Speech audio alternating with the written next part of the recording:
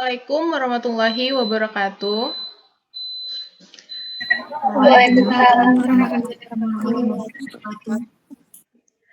Selamat pagi buat Ibu Cutnisma, SEMSI, dan teman-teman sekalian. Di sini saya Fatia Zara sebagai moderator akan memperkenalkan anggota kelompok saya. Yang pertama ada Emilia Salsabila Sihite dengan NIM 20050710776.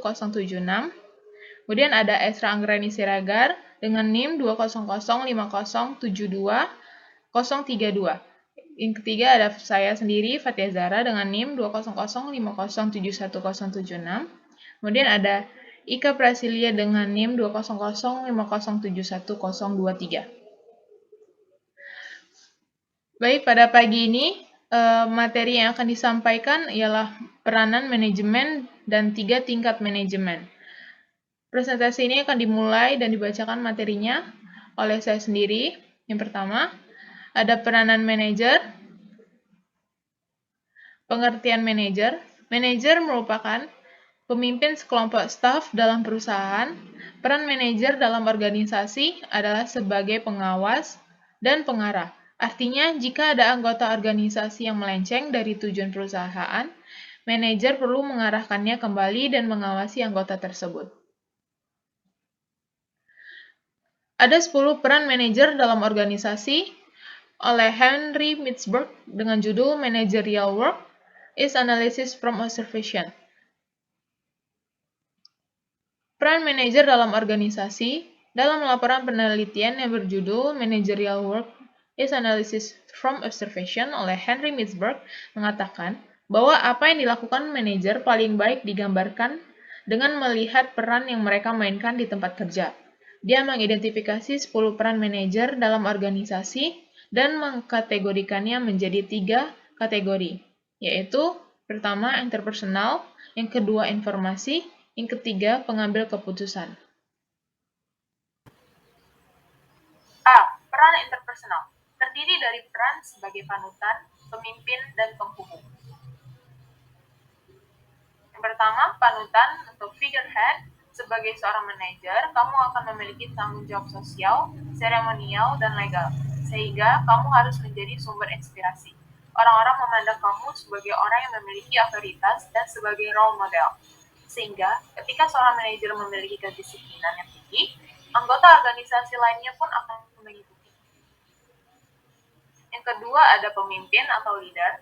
Seorang manajer harus menunjukkan sikap sebagai seorang pemimpin untuk anggota timnya, departemen atau mungkin seluruh organisasi, sehingga manajer dapat mengelola kinerja dan tanggung jawab semua orang dalam grup.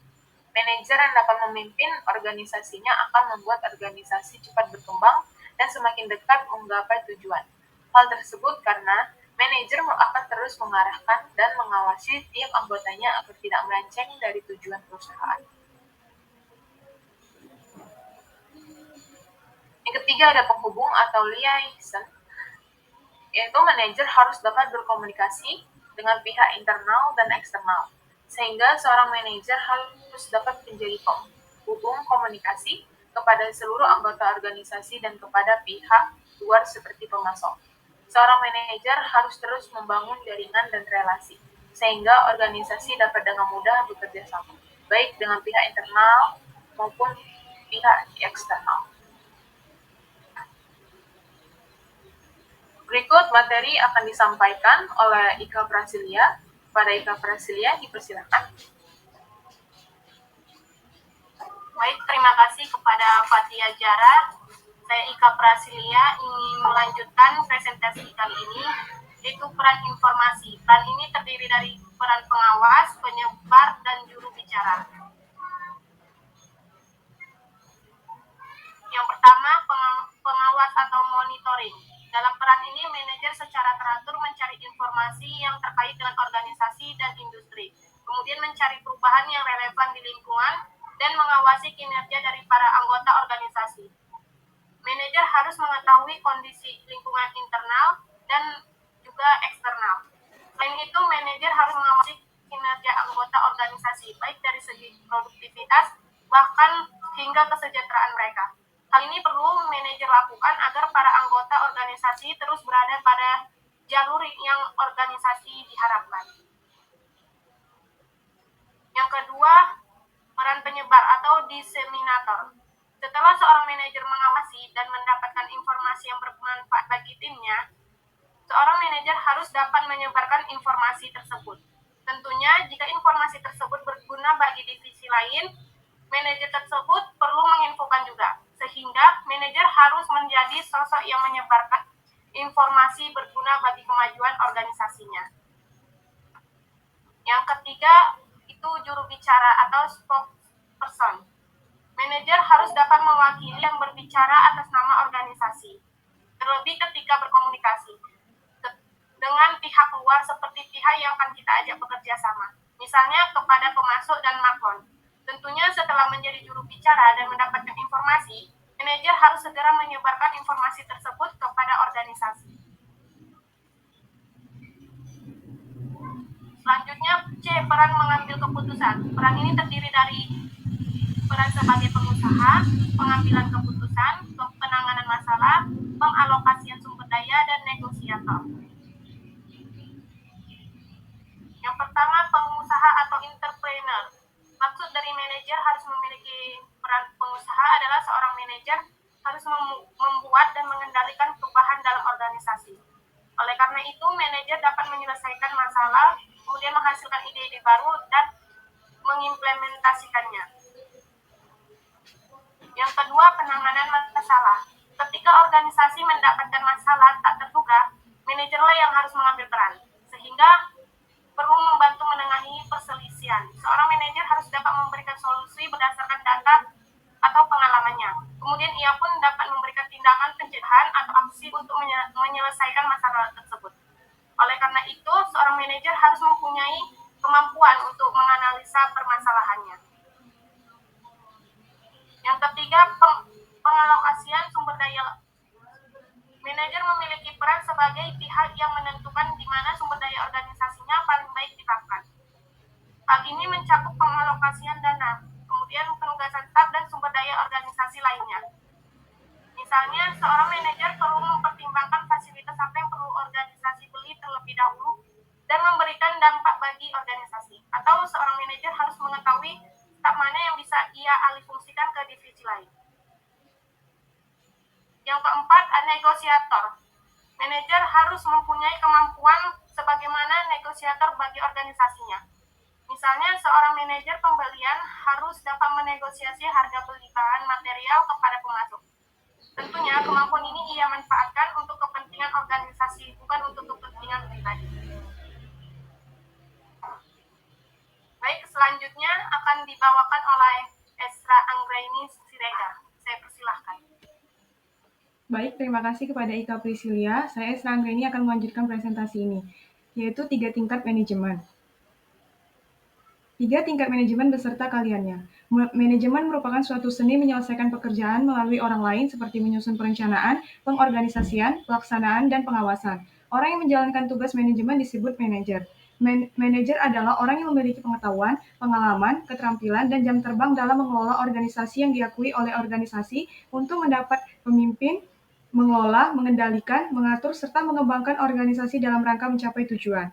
Peran serta tugas dari setiap orang tersebut secara organisasi terbagi menjadi beberapa tingkatan, yang dinamakan tingkat-tingkat manajemen atau juga disebut sebagai hierarki manajemen. Tingkatan-tingkatan manajemen terbagi menjadi 3, diantaranya yaitu yang pertama top management, middle management, dan first line management. Selanjutnya yaitu manajemen tingkat puncak atau top management. Manajemen tingkat puncak adalah tingkat manajemen paling tinggi dalam sebuah perusahaan dan memiliki tanggung jawab langsung terhadap pemimpin perusahaan. Manajemen tingkat ini, kalian yang diperlukan adalah kalian dalam hal komunikasi, pengambilan keputusan, konseptual, manajemen waktu, manajemen global, dan pada tingkat ini juga mereka memiliki tingkat otoritas tertinggi dalam perusahaan. Tugas manajemen puncak. Beberapa tugas manajemen puncak antara lain yang pertama, menyusun serta menetapkan berbagai rencana perusahaan, menentukan apa tujuan perusahaan, mengatur manajemen yang ada di bawah posisi manajemen puncak, memanfaatkan berbagai sumber daya yang dimiliki perusahaan, dan yang terakhir yaitu tanggung jawab atas semua yang dilakukan oleh manajemen di bawahnya. Selanjutnya itu manajemen tingkat menengah atau middle management. Manajemen tingkat menengah ini tidak terlalu membutuhkan berbagai keterampilan yang sifatnya konseptual. Mereka cenderung bekerja mengandalkan kemampuan manajerial dan hal teknis. Orang yang biasanya menempati posisi ini biasanya terdiri dari para manajer, kepala divisi atau departemen, atau kepala cabang. Keahlian yang harus mereka kuasai adalah keahlian konseptual, komunikasi, pengambilan keputusan, manajemen waktu, dan juga teknikal. Tugas dari manajemen menengah yaitu yang pertama melaksanakan perintah, rencana, serta kebijakan yang telah ditetapkan manajemen puncak, memberikan saran atau rekomendasi kepada manajemen puncak, kemudian berkomunikasi dengan manajemen puncak serta manajemen tingkat bawah. Selanjutnya mengkoordinasikan seluruh kegiatan semua departemen, dan yang terakhir mempersiapkan rencana jangka pendek, biasanya disusun hanya untuk 1-5 tahun. Selanjutnya itu manajemen tingkat pertama atau first line management. Manajemen tingkat pertama ini adalah manajemen yang tingkat paling rendah dalam sebuah perusahaan. Untuk tingkat pertama atau supervisi bertugas sebagai pembantu manajemen operasional untuk mengawasi para tenaga teknis atau buruh agar pekerjaan yang dibebankan kepadanya tidak terbengkalai. Apa yang telah direncanakan di setiap bagian operasional dapat dilaksanakan sebagaimana mestinya. Manajer pada tingkat pertama ini mempunyai wewenang dan otoritas yang terbatas. Tugas manajemen tingkat pertama yaitu yang pertama menginformasikan keputusan yang telah diambil manajemen kepada karyawan atau para pekerja, lalu juga memberikan informasi mengenai kinerja, perasaan, kesulitan atau hambatan, tuntutan ataupun hal lain dari para pekerja. Yang kedua, menyusun rencana harian, mingguan, dan bulanan. Mereka tidak menyusun rencana jangka panjang. Yang ketiga yaitu mengarahkan serta mengendalikan para karyawan. Dan yang terakhir yaitu mengembangkan akhlak serta moral para karyawan. Selanjutnya akan dilanjutkan oleh Emilia Salsabila. Kepada Emilia Salsabila Site dipersilahkan. Baiklah, terima kasih kepada Saudara Esra yang telah menyampaikan materi sebelumnya. Di sini saya akan melanjutkan materi yaitu mengenai contoh kegagalan manajemen yang dialami oleh PT Alpenfood Indonesia. PT Alpenfood Industri adalah perusahaan lisensi yang didirikan di Singapura pada Mei 2015 dan memiliki tim yang berpengalaman selama 20 tahun di industri es krim. Ais adalah merek es krim yang diproduksi oleh PT AVI dan telah menerima sertifikasi tingkat A. Namun, PT AVI tersandung kasus pelanggaran etika bisnis akibat kegagalan manajemen perusahaannya. Berikut ini adalah bentuk kegagalan manajemen yang dialami oleh PT AVI. Yang pertama, penurunan upah buruh hingga di bawah UMK. Yang kedua, sewenang-wenang melakukan mutasi, demosi, dan memberi sanksi yang tidak proporsional. Yang ketiga, mempersulit buruh mengambil cuti. Yang keempat, jam kerja melebihi batas 8 jam per hari. Yang kelima, buruh perempuan yang sedang hamil dikenakan pekerjaan berat dan tidak mendapatkan keringanan. Selanjutnya, bonus 600 juta untuk 600 orang dibayar dengan cek kosong. Dan yang terakhir, pencemaran lingkungan akibat pengelolaan limbah pabrik. Selanjutnya, penyebab dari kegagalan manajemen yang dialami oleh PT AVI. Penyebab dari kegagalannya ada 3. Yang pertama, peran manajer yang kurang optimal sebagai penghubung antara komunikasi antara pihak perusahaan dengan buruh. Dan yang kedua, pihak manajemen kurang peduli terhadap kondisi buruh atau SDM di lapangan. Dan yang ketiga, kelalaian dalam melaksanakan fungsi pengendalian atau controlling. Berikut adalah dampak yang dialami oleh PT AVI akibat kegagalan manajemen. Yang pertama, perusahaan kekurangan karyawan akibat aksi mogok kerja. Dan yang kedua, operasional produksi tidak maksimal sehingga pendapatan menurun. Yang ketiga, produk AIS diboikot oleh masyarakat. Selanjutnya adalah pemecahan masalah dari kegagalan manajemen. Yang pertama, perusahaan ini harus menjalankan bisnis sesuai regulasi Undang-Undang Nomor 13 Tahun 2003 tentang ketenagakerjaan. Yang kedua, pemerintah perlu melakukan peningkatan pengawasan terkait kode etik perusahaan. Yang ketiga, perusahaan menjalani proses mediasi masalah PHK kerja. Yang keempat, perusahaan mengevaluasi kembali sistem manajemen dan memperhatikan aspek kemanusiaan. Yang kelima, setiap tingkatan manajemen harus meningkatkan komunikasi terkait rencana kerja. Yang terakhir, melibatkan buruh dalam pengambilan kebijakan serta sepakat memenuhi hak-hak buruh sesuai aturan. Jadi, kesimpulan dari materi yang telah disampaikan hari ini adalah seorang manajer bukan hanya memiliki peran sebagai pengawas dan pengarah organisasi saja, mereka juga memiliki sejatinya 10 peran lainnya. Peran tersebut antara lain sebagai pemimpin, role model, penyedia informasi, bahkan hingga menjadi seorang negosiator. Sehingga tanggung jawab seorang manajer pun cukup berat dan mungkin tidak. Baiklah, terima kasih pada Emilia Salsabila Site dan rekan-rekan Esra dan Ika atas penyampaian materinya. Selanjutnya kita akan masuk ke sesi tanya jawab.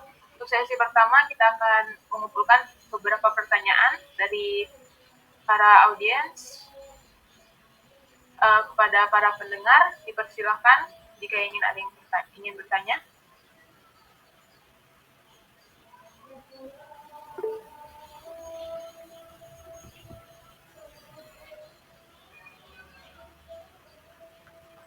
Baik, kepada Vika dipersilakan. Terima kasih, saya penampilan bagian dengan NIM 250-1092. Saya ingin bertanya, mengapa manajemen itu sangat penting? Menurut kalian bagaimana? Jelaskan ya. Terima kasih, saya kembalikan ke moderator.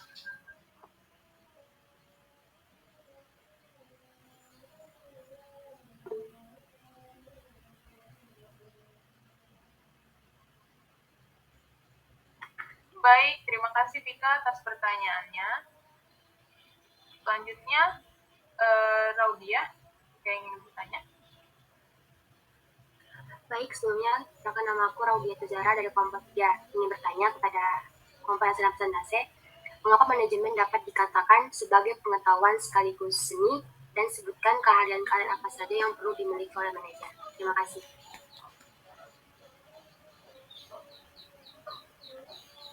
Baik, Raudia Tuzara, terima kasih atas pertanyaannya. Jika ada yang bertanya, silakan.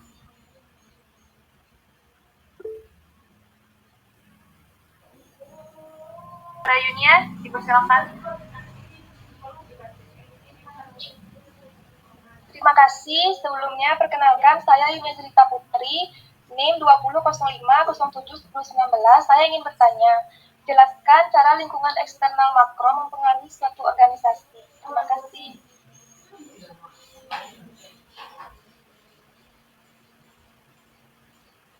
Baik, terima kasih kembali Yunia.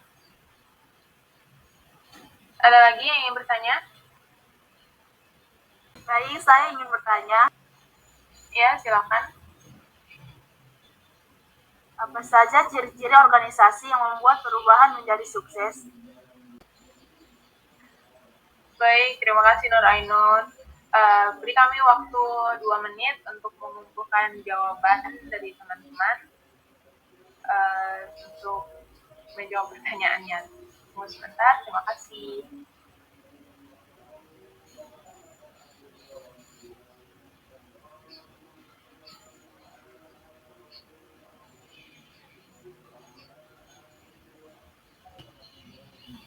Baik, ada beberapa jawaban yang sudah dijawab. Kepada para penjawab, pemateri, dipersilakan jika ingin dijawab.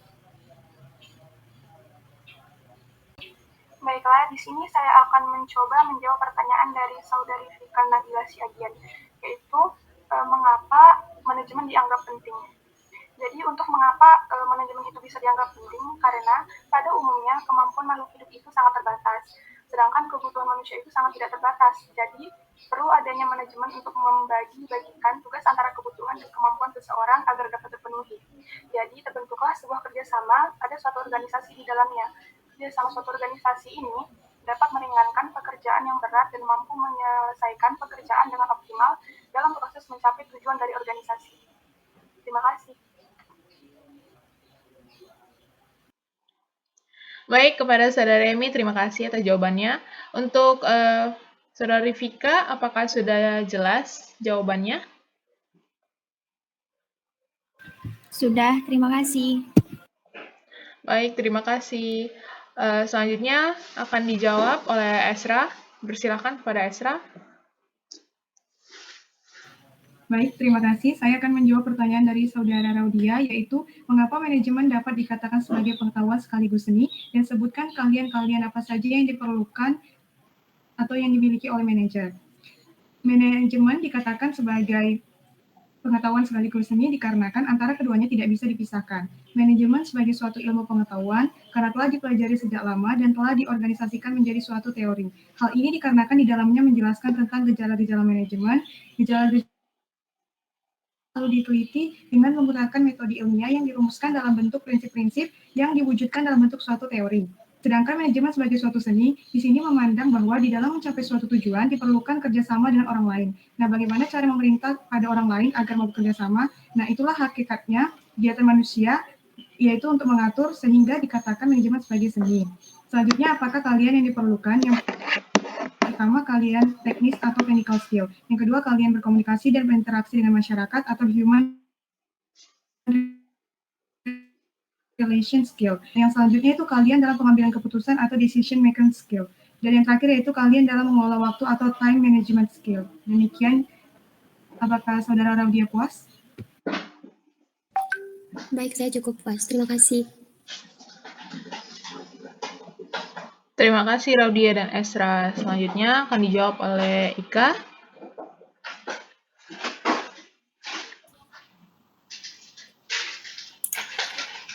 Baik, terima kasih. Di sini saya akan menjawab dari pertanyaan Nur Ainun, yang mana pertanyaannya itu ciri-ciri organisasi yang membuat perubahan menjadi sukses, yaitu salah satu ciri organisasi yang membuat perubahan menjadi sukses ialah memiliki program yang berencana.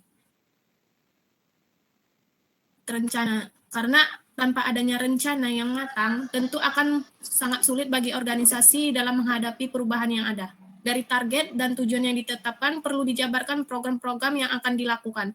Selain itu, juga perlu merencanakan secara detail waktu untuk menjalankan program-program tersebut. Dari program-program tersebut, inilah membuat akan mampu melakukan perubahan dan memperoleh hasil yang gemilang.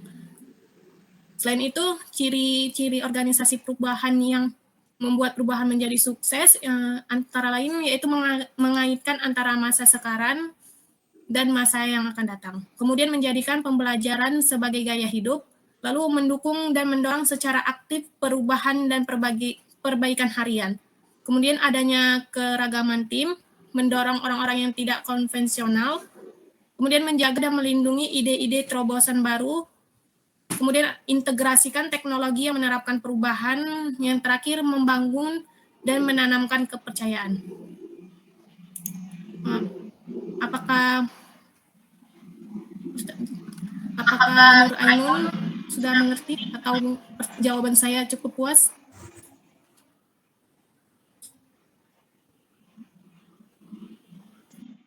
Iya, Sudah. Baik, terima kasih Nur Ainun dan Ika. Selanjutnya, pertanyaan berikutnya akan saya sendiri yang menjawab untuk Yunia.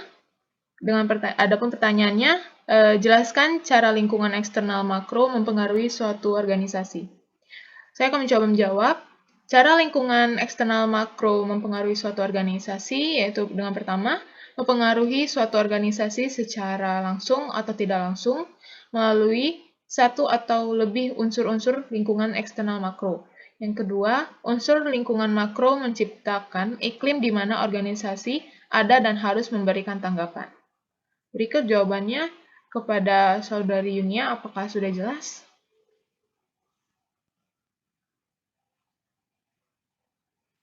Sudah.